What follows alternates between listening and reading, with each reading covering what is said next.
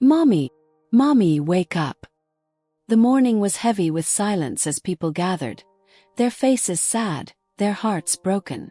The scent of lilies and roses filled the air. Once those flowers meant something beautiful. Now they carried a different meaning, one of loss and pain. Little Leah sat in the front row, holding her grandmother's hand tightly. At just 3 years old, she didn't understand why everyone was crying. She had seen people cry before, at the park when someone fell, or when her dad laughed too hard and tears came to his eyes. But this crying was different. It felt bigger, heavier, like the whole world was sad and no one could fix it. Leah looked around the room with her big brown eyes, confused and searching. She didn't see her mom anywhere. Tugging at her grandmother's sleeve, she whispered, "Where's Mommy?" Her grandmother's face, lined with sadness, turned to her. Tears filled her eyes as she softly said, "Sweetheart, Mommy's gone to heaven." Leah frowned. Heaven? What was that? Where was it? Why wasn't she there with her mom? None of it made sense. Her little hands fidgeted with the hem of her dress as her mind filled with questions she couldn't put into words. All she knew was that her mommy wasn't here, and that felt so wrong, like a favorite toy missing a piece. The room was quiet except for the soft murmurs of people talking about her mother. They said she was kind, that she laughed a lot, that she loved her family. Leah didn't hear much of it. All she could think about was how much she wanted to hold her mom's hand again, to feel her warm hugs. When the funeral started, Leah was gently led to the front of the room. Her small feet shuffled forward, the room feeling bigger and scarier with every step. Her eyes fixed on the wooden box where her mother lay. Leah had never seen her mom look like this before. So still, so quiet.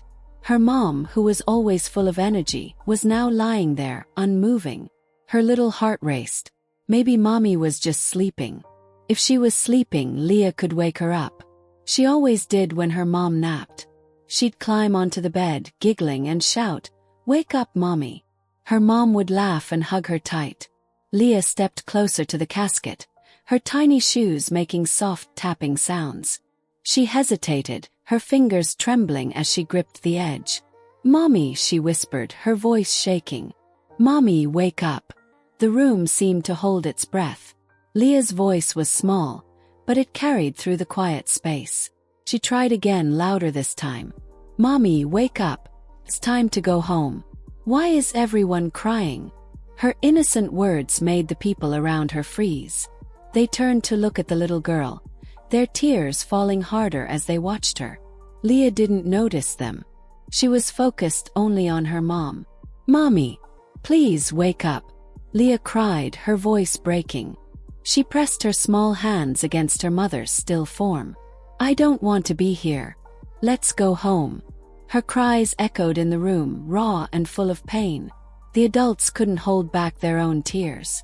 They wept openly, their hearts breaking for Leah, for the woman they had lost, for the unfairness of it all. Leah's sobs grew louder, her tiny body shaking with the force of her grief. Her grandmother rushed forward, kneeling beside her. She wrapped Leah in her arms, holding her tightly. "Sweetheart," she whispered, her voice trembling. "Mommy loves you so much.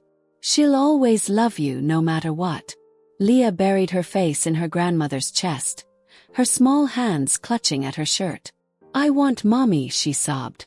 "I don't want her to be gone." "I know, darling," her grandmother said, her own tears streaming down her face. "I know." The room was filled with the sound of crying, a heavy, shared sorrow. People wiped their eyes, their hearts aching as they watched the little girl. Leah's cries were pure and unfiltered, the kind of grief that only a child could express. It was as though she was speaking for everyone there, putting into words the pain they all felt but couldn't say. The day felt endless. Leah's grandmother held her close throughout the service, whispering words of comfort that Leah didn't fully understand. The house felt empty when they returned, too quiet without her mom's laughter filling the rooms. Leah wandered through the house, looking for her, calling out, "Mommy." But there was no answer. Later that night, as her grandmother tucked her into bed, Leah looked up with tear-filled eyes. "Is Mommy really not coming back?" Her grandmother's heart broke all over again. She sat on the edge of the bed, stroking Leah's hair. "No, sweetheart," she said softly. "But she's always in your heart. She's always with you, even if you can't see her." Leah didn't understand what that meant, but she nodded anyway. Her little body felt heavy with exhaustion, her tears drying on her cheeks. She curled up under the blankets, clutching a stuffed animal her mom had given her. As the days passed, Leah's cries grew quieter, though her heart still ached. She didn't fully understand what had happened, but she knew her mom wasn't coming back. Her grandmother tried her best to explain, using simple words and soft hugs to help Leah feel safe. Slowly, the house began to feel less empty. Leah started to smile again, though it was small and tentative at first. She'd play with her toys, and sometimes she'd stop and look up, as if expecting her mom to walk into the room. When she didn't, Leah would sigh and go back to playing. Her grandmother often sat with her, sharing stories about her mom. "She loved you so much, Leah," she'd say. "She always said you were her sunshine." "Sunshine?" Leah asked one day, her head tilting curiously. "Yes," her grandmother said, smiling through her tears. "Because you made her so happy." Leah thought about that for a moment. It made her feel a little better, knowing she had made her mom happy. She didn't understand everything yet, but she knew one thing for sure. Her mom loved her, and that love wasn't going anywhere. It was still there, wrapped around her like a warm hug, even if her mom couldn't be. The journey ahead would be long, and there would be days when the pain felt too big to carry. But Leah had her grandmother, and she had the love her mom had left behind. And little by little, with each passing day, she began to heal. Leah's mother, Laura, had her own story of pain and sacrifice. Long before Leah was born, Laura and her husband, Michael, had struggled to have a child.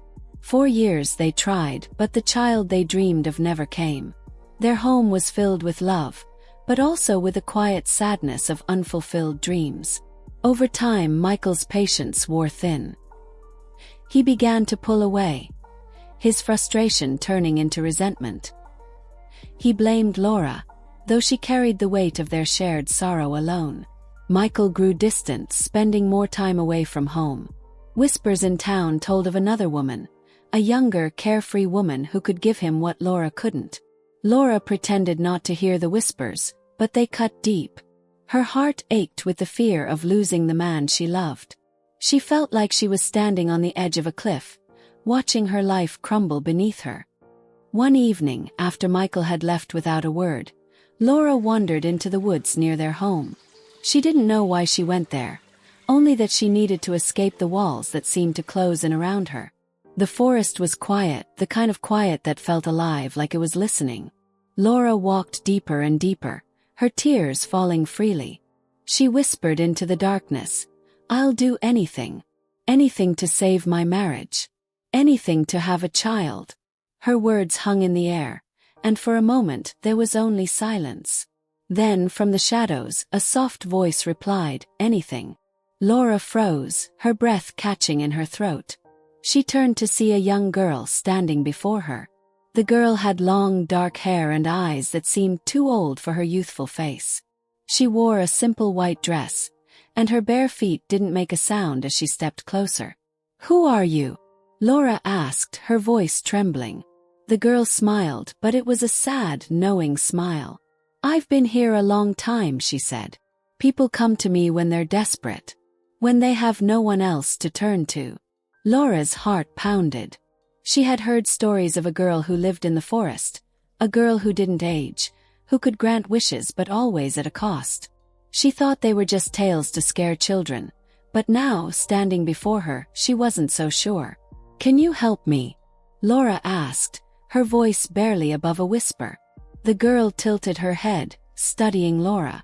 "You want a child," she said. It wasn't a question. "And you're willing to pay the price?" Laura nodded, tears streaming down her face. "Please," she begged. "I'll do anything."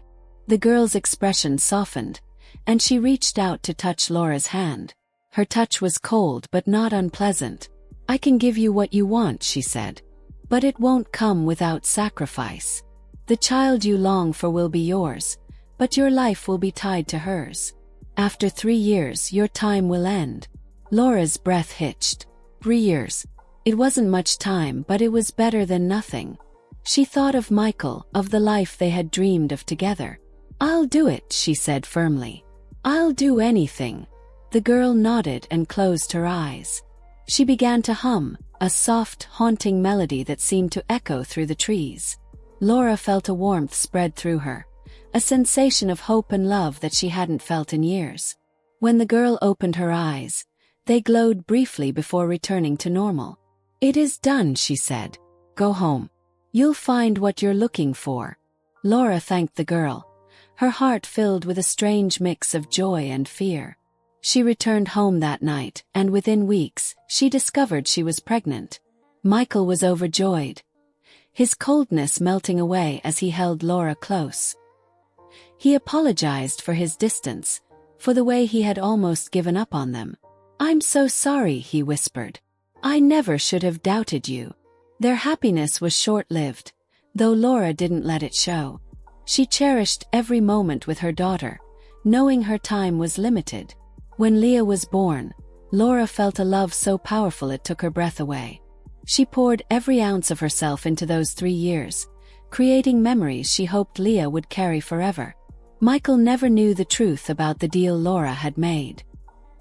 He only knew that he had almost lost the woman who had given him everything. As he watched Laura grow weaker, he regretted the way he had treated her, the way he had almost thrown their love away. When Laura's time came, she held Leah close, her voice soft but steady. "You are my sunshine," she whispered. "Never forget how much I love you." And with that, Laura's life ended, leaving behind a legacy of love and sacrifice that would shape Leah's life forever. The story of Laura's sacrifice teaches us a powerful lesson. Love is the most enduring gift we can give. It reminds us to cherish the people we hold dear, to forgive their faults, and to never take for granted the time we have together. Though life may bring sorrow, the love we share leaves an everlasting imprint on those we touch.